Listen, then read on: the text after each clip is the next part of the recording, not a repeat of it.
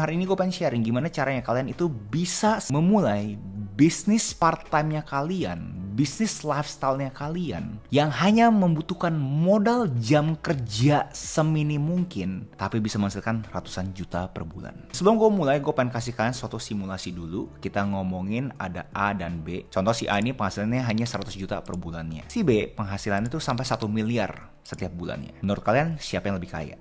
Pasti mayoritas dari kalian berpikir si B lebih kaya dibandingkan si A. Tapi sebenarnya kagak juga. Harus ada konteks lebih. Contoh si B ternyata mempunyai pengeluaran sampai 990 juta setiap bulan. Berarti dia itu hanya punya net penghasilan 10 juta. Sedangkan si A 100 juta per bulan, dia itu hanya mengeluarkan 10 juta doang setiap bulannya. Berarti dia net 90 juta. Dan belum kalau kita ngomongin jam kerjanya. Contoh kalau misalkan si A itu dapat 100 juta itu hanya 10 jam kerja. Berarti per jam kerjanya hanya 10 juta. Sedangkan si B 1 miliar itu nih ternyata butuh 160 jam kerja. Berarti per jamnya kurang lebih 6 jutaan. Jadi secara efektivitas, secara pengoptimalan mereka punya jam kerja, jelasnya si A lebih bagus dibandingkan si B, walaupun si B penghasilannya lebih besar. Itu perbedaan namanya absolute income dan relative income.